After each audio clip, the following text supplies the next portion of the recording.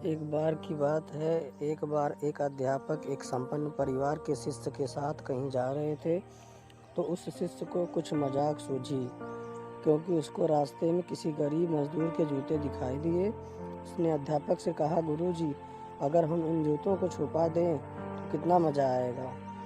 देखते हैं कि मजदूर पर इसका क्या असर पड़ता है।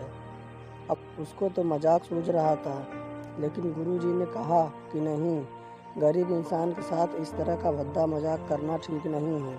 तो उसने कहा, क्यों ना हम इन जूतों में कुछ सिक्के डाल दें और देखें कि इसका इस गरीब मजदूर पर क्या प्रभाव पड़ता है।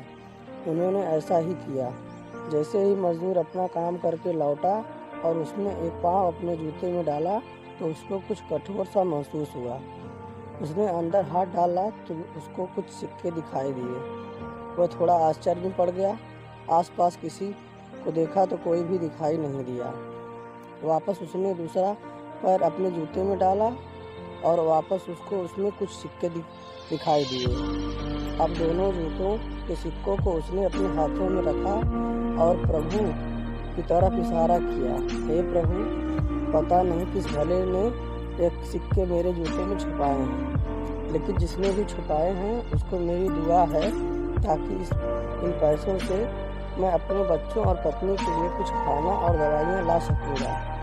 और इतना बोलकर वह चला गया। इस बात को शिष्य और अध्यापक दोनों सुन रहे थे। अब अध्यापक ने शिष्य से पूछा कि अब तुम मुझे बताओ कि तुम्हें कैसा महसूस हुआ, तुम्हारी पहली मजाक वाली या मेरा यह तरीका।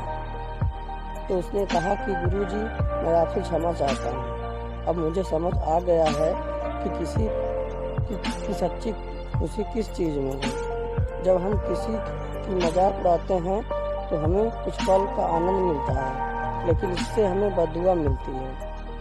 अगर हम किसी की मुश्किल परिस्थिति में मदद करते हैं और जिसकी भी मदद हम करते हैं उसको भी नहीं पता कि हमने उसकी मदद की है, लेकिन अंदर ही अंदर हमें पता है कि हमने उस इंसान की मदद की है। यही सच्ची खुशी है। जब हम दूसरे को खुशी देखते हैं तो हमें सच्ची खुशी मिलती है।